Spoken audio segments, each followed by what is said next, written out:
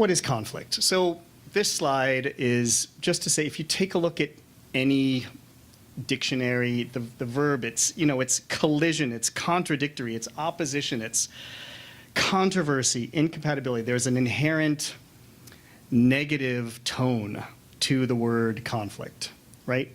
And so a lot of people hear the word, and one of the things they want to do is sort of shut it down as quickly as possible or ignore it.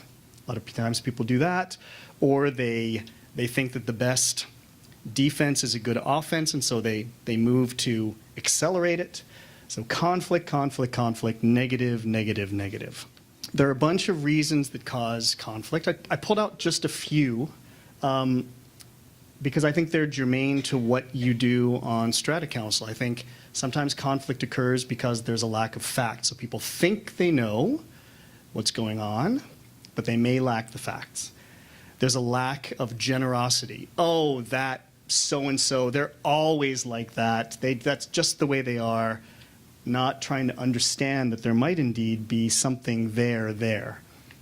Perceived lack of fairness and transparency. I think this really plays in strata councils. You're in an extremely privileged position. A lot of people see you as such.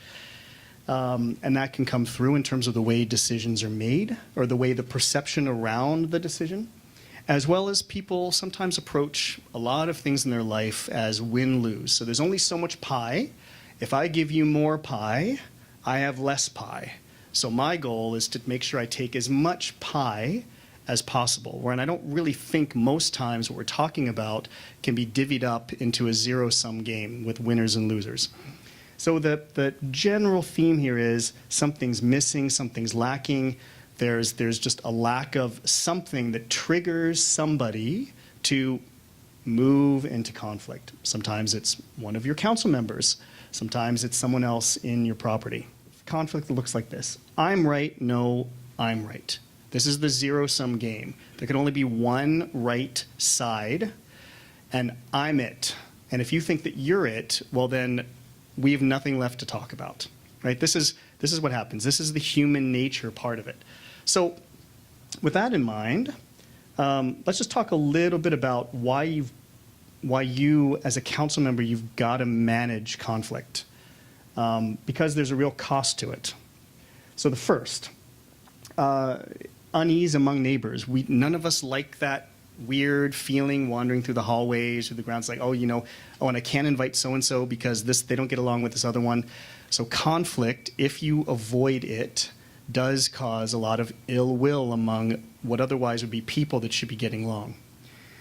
Second, you can get suite turnover. Now, sometimes this is good if you're looking to get someone out that has been conflictual over and over again. However, too much of that leads to a lack of community. A lot of people think, I just can't live here. I've got to go somewhere else. And then a lot of questions started, well, if they're moving, maybe I should move too. And that can lead to some ill effects around community. There's a definite financial burden, in my view, around conflict. You get into budget disputes. You defer needed capital expenditures. You can have higher than average fee increases. So one option to deal with conflict, just throw money at it. Throw money at the problem. That then causes your fees to float up. That's okay. We'd do that rather than actually deal with what's going on. Arrears, refusal to pay. I've got a couple of stories I'm going to share around a few of these. And then common area mistreatment. Just, you know what? I'm not invested in the building. The people in the building don't like me. Therefore, I'm not going to like the building, and I'm going to damage. I'm just not going to pay attention. So a few things around the cost of conflict that you might have seen. So one, I was at my former building, our strata management company actually fired us. Has anyone been fired by a strata property management company before? No? All right, I'm the only one. Okay, so, well, there you go. When it goes really, really bad, the property management company says, thanks, we're done. And this was due to one person on council who just really couldn't bring himself to play nicely, and the council who didn't really want to address it. And so the worst case scenario happened, and we were without a management company for a period of time. And when another management company comes along, it's like, oh, that problem, we'll just go out and ask for ask for proposals. And when they ask, so why are you changing management companies? It's very embarrassing to say, well, we were fired by our last one. So that can definitely happen. We also had a situation where we, in my old building, we deferred needed capital expenditures. So something had happened even before I moved into the building, where there was supposed to be a lobby renovation that happened. And at the last minute, it all sort of really unraveled. And so new council could never talk about lobby renovation. The R word for renovation, we just couldn't use it. It was a trigger word.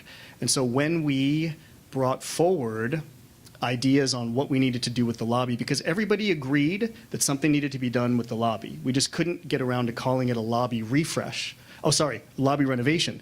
So what we did is we rebranded it as a lobby refresh, and we were able to take the sting out of the term and actually move people through the conflict that had happened before and get where we needed to go.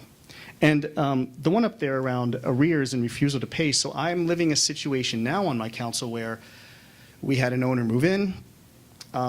He did a very, very large renovation, and there was damage, and there were fines for not respecting some of the bylaws. And so this owner also happens to be a litigator. And so rather than simply, let's just split it, whatever we're going to do, it's this endless back and forth around why he shouldn't have to pay anything and what it's doing to the community of the building, because people see that on the financial statements. They see the arrears over and over again.